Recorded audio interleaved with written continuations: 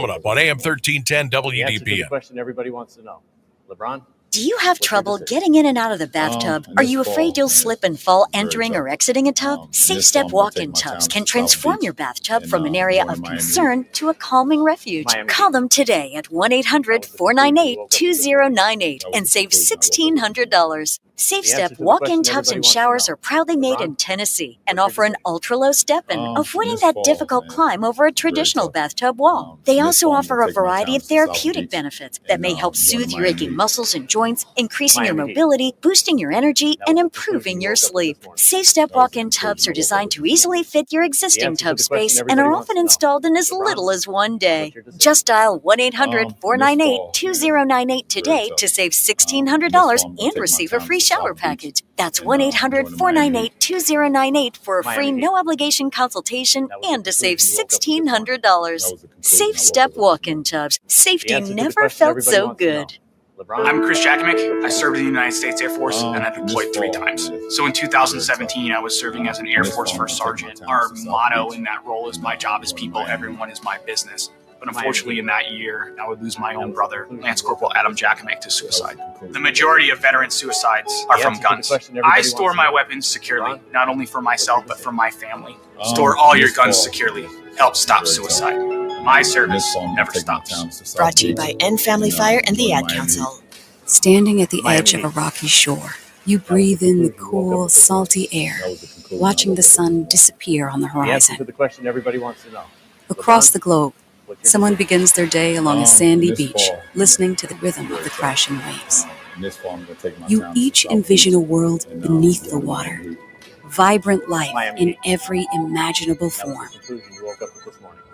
Now, imagine it's all gone. The answer to the question everybody wants to know. What was once a place of wonder and beauty is now a dull, lifeless wasteland. Food, jobs, medicine, all gifts from the ocean, all gone. Time is running out to protect our oceans. And without our love, everything the oceans provide can and will disappear. It's our choice. Love it or lose it. Help protect our oceans. Visit World Wildlife Fund at wwf.org/love. Miami Heat. When I smoke weed, I get lost in the music. I like to isolate each instrument. The rhythmic bass, the harmonies on the piano, the sticky melody. Hey, careful, babe. There's someone crossing the street. Sorry, I didn't see him there. Miami Heat. If you feel different, you drive different. Don't drive high. It's dangerous and illegal everywhere. A message from NHTSA and the Ad Council. This fall, I'm going to take my talents to South Beach and join the Miami Heat. Miami Heat. That was the conclusion you woke up with this morning. Got a couple minutes left to go in the show. 1310 WDPN. We're streaming live at AM1310WDPN.com. Sam Bourquin with you. Ryan Rainsberg doing a great job today, as always. Don't forget to join us tomorrow for another big edition of the program beginning at 3 p.m. on 1310 WDPN and your social media platforms. There goes J-Dub. You can join us on Twitter, X, 1310 WDPN, also on our Facebook page. What's going on, man? Join the Miami Heat. Where do you think you're going? Miami Heat. That was the Where are you going? woke up with this morning. Huh? You don't want to know the answer to that. Time is it? 5 what? Where are you going? You don't get to leave before us. We all leave at 6. That's right. That's the agreement. We all walk out of That's here not fair. arm in arm, ready to conquer the world. Yeah. Come on. What are you We doing? drive out in an orderly line of 3 vehicles. Yeah, apparently new to the situation here. Yeah, we didn't. Did we not tell him that? We are now, and everybody's hearing it. Answer to the question everybody wants. Yeah, And no, recording it's it. official. Got my syllabus. I'm good to go, fellas. That's right. There he goes. There he goes. Very tough. Good guy. Good guy, that guy. And join the Miami Heat. We're going to keep your eyes on him. Miami Heat. We got here. We got about 3 minutes. Oh, I've been promising this all day, and I've The answer to the question got a little everybody lax. wants to know. LeBron, what's your decision? I'm just going to read it verbatim, the first line. Very tough. After yet another win in the boxing ring, Jake Paul has his next fights lined up in the courtroom. That's all you need to know. That was the conclusion you woke Right? up with this morning. That was the conclusion. Remember, he just fought Julio Cesar The Chavez, answer to the question everybody wants to know. got his 12th LeBron, professional win, What's your decision? In this fall, unanimous decision. in this fall, I'm going to take my over talents to Chavez. South Beach and join the Miami Heat. However, Miami Heat. as always usually is the case, it didn't go without controversy. The answer to the question everybody wants to know. LeBron? Notable figures in the media, more than one, claimed the bout was fixed or rigged in Paul's favor. Miami Heat. Jake Paul is 28, no stranger to claims throughout his 13-match career. Everybody wants to know. LeBron, what's your decision? This time around, though, he and his fellow most valuable promoters, co-founder Nakisa Bidarian, don't plan to sit around and take it. That was the conclusion I woke up with this morning. The answer to the They're question mad. everybody wants to know. Now they're going to pursue legal action against certain people that made these sort of public accusations. In this fall, I'm going to take my town. Bidarian said, quote, "We are in the process. Yes, 100%. Enough is enough. The time has passed that Jake has shown what he's able to do in the ring. People still want to criticize. That's okay. But don't make false accusations. Don't make statements that definitely damage his brand, his business, and MVP's profile and MVP's brand." And join the Miami Heat. Miami Heat. That was the conclusion you woke up with this I morning. can definitely say our legal representation is looking at multiple individuals to go after, and we are going to go after them hard. This fall, man, it's very tough. In this fall, Could you fix 13 fights? Of course you could. This is so funny. You could fix a few. That was the conclusion you woke up with. It is boxing. It is Jake Paul. I mean, you make your own decision there. Because like I thought, what's your decision? I legitimately thought they were all just fixed from the first place. I never thought they were supposed to be considered legitimate boxing matches. Right? I thought they were all for show. Entertainment. So the fact that there's a lawsuit now is it's just all candy. it's all for entertainment. So funny. But we'll keep you in touch with what's going on there because I got a feeling that's not over yet. Our show's over, though. Time to go. You hear Phil in the background. Thanks to Ryan. Thanks to all of you for listening, calling, texting, emailing, and even dropping off copies of the TV guide. That was pretty awesome. We'll do it all over again tomorrow. Remember, go Browns, go Bucks, go Cavs, go Guards. Good night, everybody. We'll see you tomorrow. It's very tough. In this fall, I'm going to take my time to South Beach and join the Miami Heat. Miami Heat.